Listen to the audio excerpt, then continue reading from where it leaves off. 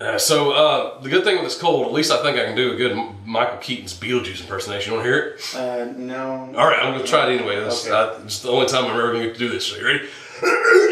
All right, so I was in the store the other day and I walked up and I saw Michael Keaton. I was like, oh, this is kind of weird because he played me in the movie. And I was like, yeah, whatever. I typed on his shoulder. I was like, hey, Mikey, what are you doing? You buying some meat? You go buy some pork chops? You can cook up a nice dinner? Anyway, he reminded me about this party we went back to in like the 90s. It was pretty cool. We were doing a press tour anyway. I walked up in the back and I was like, hey, Mike. What? No, this is the only thing I can do. You know? No. Oh my gosh. Why don't you let me talk about Michael? No. Okay.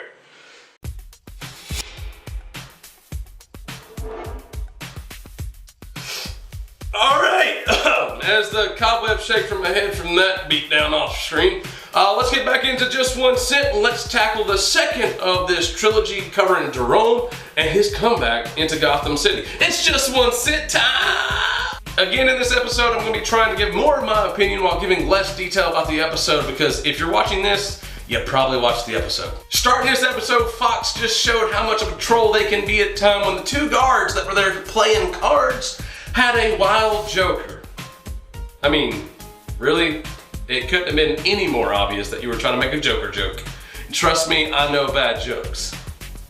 Yep. But while on the topic of Jokers in the past, I did appreciate Gotham's attention to detail to make Jerome's smile post-mortem look a lot like Jack Nicholson's back in the heyday. So yeah, the whole aspect of this episode is how many people can actually learn to reanimate people. We've had several people come back to life in Gotham, just proving that no one actually stays dead. And in this episode, Jerome gets his turn to come back. Eventually. It takes a little bit, but he finally gets there. Overall, again, I'm very excited they found a way to bring Jerome back because he's one of the best characters they've produced on Gotham. He is very entertaining. As James Gordon even said inside the episode, Jerome was never boring to him, and he was never boring to me.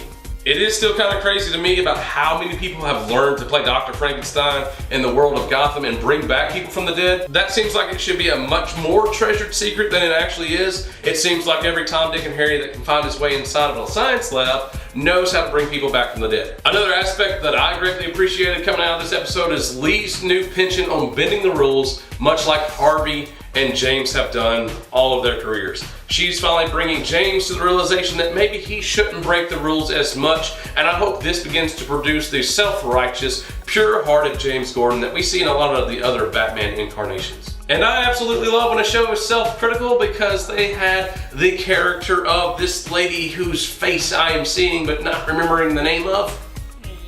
Barbara. Say to Penguin, go do that disco vampire thing with your hair that you often do. Penguin's haircut has been different in this series, but it's addressed inside the world, which makes it kind of like the characters making themselves aware of what's going on. And with each and every passing episode that comes out of this series, I find myself more engrossed by and more entrenched in the character of Harvey Bullock. Without that character and the writing they based around him, how he's the comedic relief, a moment of frictionless environment when all these characters are falling apart around him, he just provides that easiness that brings the show all together. And I think without him, without that character in the show, and honestly without Donald Logue playing that part, the show wouldn't be what it is. Lastly, in the closing scene of this episode, we see where Jerome has blown out the power grid of Gotham, and James stands on a rooftop as the entire city goes dark. And with all the chaos that's about to be unleashed in Gotham, you could really say it's about to be one dark night. Man, love these jokes. And that's it for this episode of Just One Cent. Like I said, we're trying to keep it shorter as we cover the Jerome series, the Jerome trilogy, whatever you want to call it. It's up to you. We don't make the rules, but we can break them. Anyway, we still want to hear what your thoughts are on the Gotham series, on the Just One Cent series. What would you like to see us cover in the future? What TV show? What music album? What movie? By the way, get ready for what's coming soon. Anyway, leave all your comments in the comment section below. Like, share, subscribe, do all your social media stuff for us. Let people know who we are. We'd much appreciate it. Anyway, ta-ta for now. Ta-ta for now. Let me see if we can get the no. No. We're doing the voice. No. No. Supergirl's better.